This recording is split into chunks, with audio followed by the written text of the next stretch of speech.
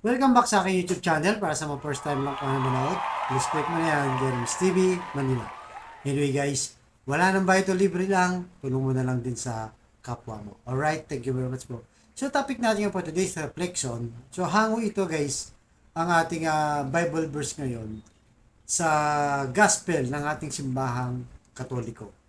So ayan guys, so ibig sabihin ito yung unang araw guys ng Advent o Adviento sa ating mga Katoliko. So, ibig sabihin nito, hudyat na na mapapalapit na talaga ang Pasko at paghahanda sa pagdating ng ating Panginoong Yesus sa kanyang birthday o Pasko, di ba?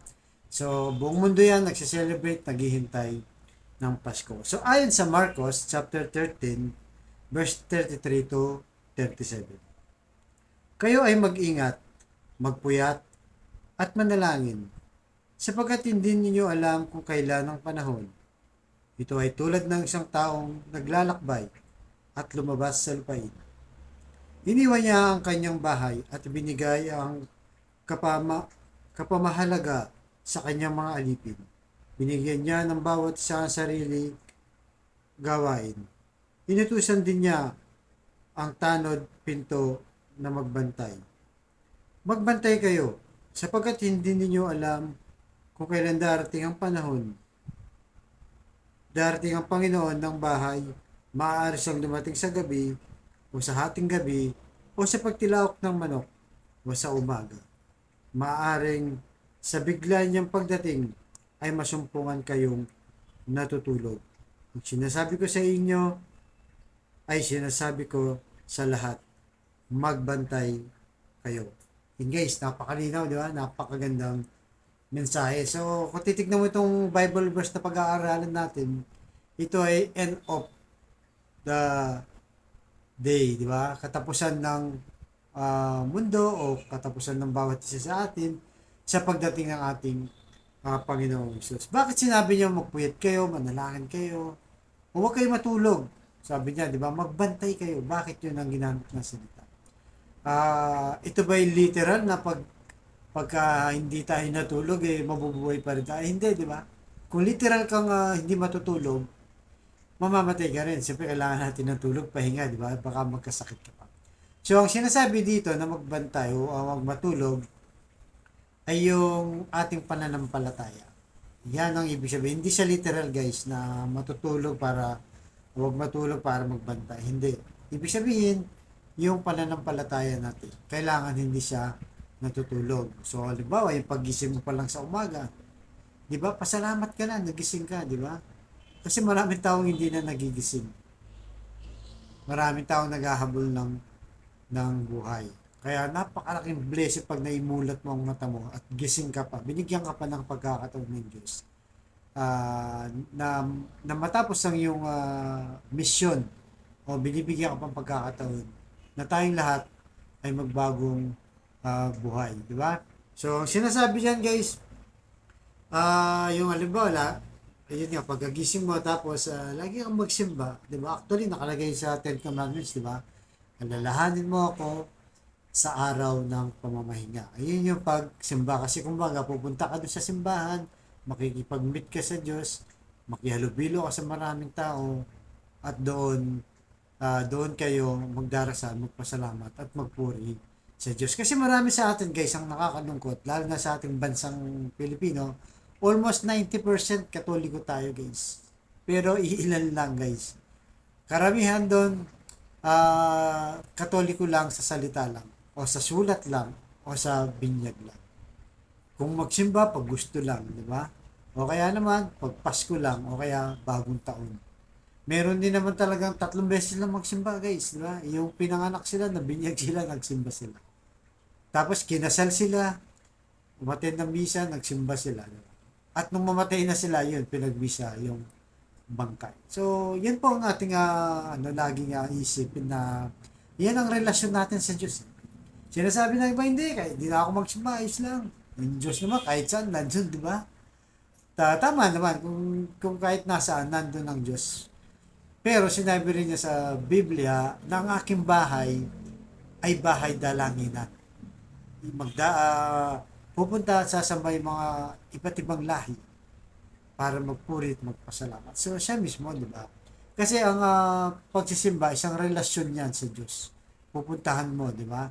Sasadyain mo, magbibihis ka, nananalangin ka, mag-i-effort ka. Iba yun, di ba? Kaya sa nasa bahay ka lang, nakahiga ka, magdadasal ka lang, okay na, di ba? Okay din naman yan, pero ano para sa akin hindi, di ba?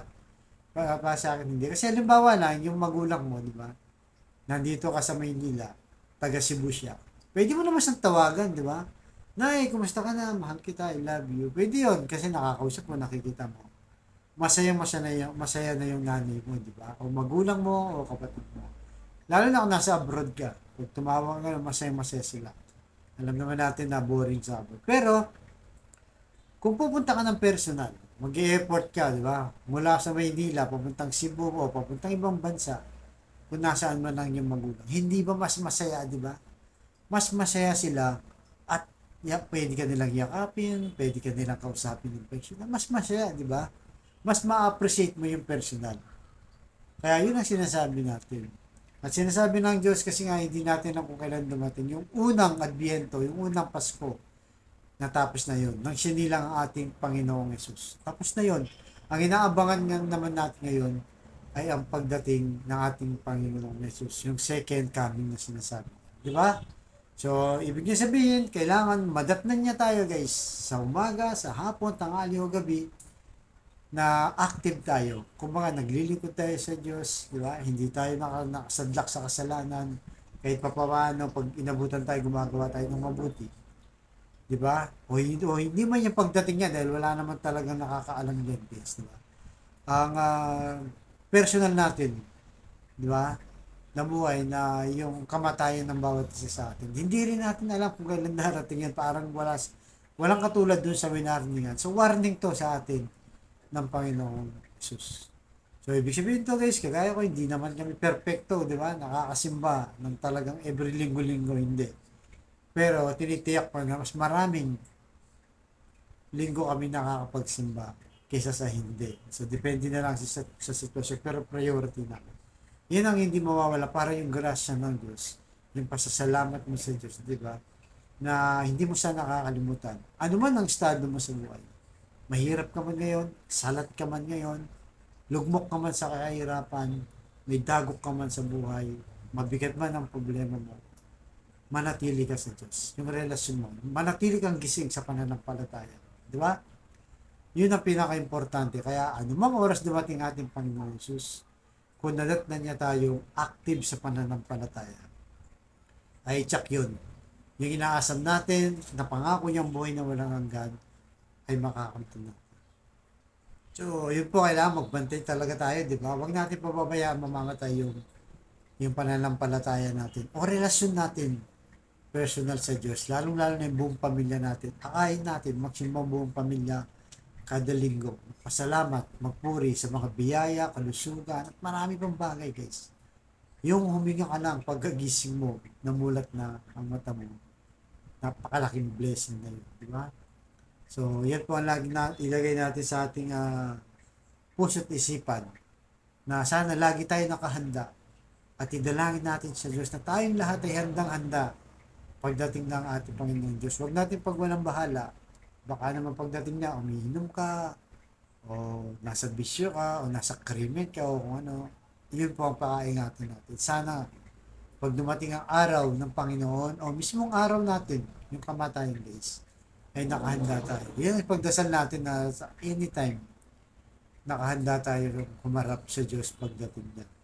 Di ba? So, yun ang hinihintay natin ngayon. So, ngayong Pasko, hindi na mahalaga ang bongga man ng bahay mo, maraming Christmas light, maraming pagkain, pero yung kapitbahay mo, kaaway mo, di ba? Hindi mo kinakausap. O kaya naman yung mga magulang mo, hindi mo kinakausap. Yung mga kapatid mo, nagkasala sa'yo, nagka-problema kayo, nag-away-away kayo, patawarin mo na. Alang-alang sa Pasko. At hindi lang sa Pasko, siyempre, araw-araw din. Di ba? So, yan po ang ating idalangin. Panginoon Diyos, maraming salamat po sa paalala nito. Patawarin niyo po kami sa aming mga kasalanan, sa aming kahinahan.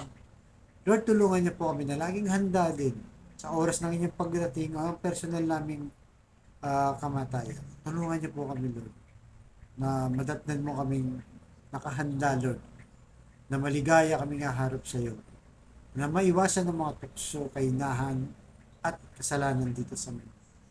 Tulungan niyo po kami. At sa kapatid natin nanonood sa aking vlog, na may matinding karamdaman, financial, emotional, o relasyon sa pamilya. Kung kailangan mo ng kapayapaan o yung kalooban mo ay maging maluwag, sabayan mo ko sa napakasimpleng dasal. Kung ikay maniwala, magtiwala at manampalataya, tsak yun. Ano mo ang inyong hiling sa pangalan ng ating Panginoong Yesus, tsak yun ay kanyang ibigay. So Lord, i-bless yung mga kapatid namin nanonood sa aking vlog. Matinding karamdaman, stage 4 cancer na rin, bedridden na, at kung ano pa mga uring bumabalot na karamdaman sa kanyang katawan. Ipuin niyo po, Lord, ang inyong mapagpagaling na kamay. Haplusin niyo po, Lord. Yakapin niyo po, Lord. Tanggalin niyo po ang kanyang karamdaman para sa kanyang pamilya. At sa mga pamilyang nagkawatak-watak, nagkasira-sira dahil sa hindi pagkakaunod, ibalik niyo po ang magandang samahan, Lord, pagbigkis-bigkis niyo po. Meron din po sa financial, Lord, na kailangan namin lahat. Salamat sa mga biyaya, Lord, na pinoprovide niyo po araw-araw sa amin. Lalong-lalo na po, Lord, ang mga kapatid namin, walang-wala, Lord. Ultimo pambili ng bigas, ulam, pambaon sa mga bata. Pambili ng gamot, Lord. Pambayad sa bahay, tubig, kuryente, at kung ano-ano pa mga gastos. I-bless niyo po ang aming hanap buhay para sa aming pamilya. So, ang lahat ng ito namin sa matamis na pangalan natin, Panginoon Jesus. Amen and amen. To God all be the glory. Sa ngalan ng Ama. Thank you very much po.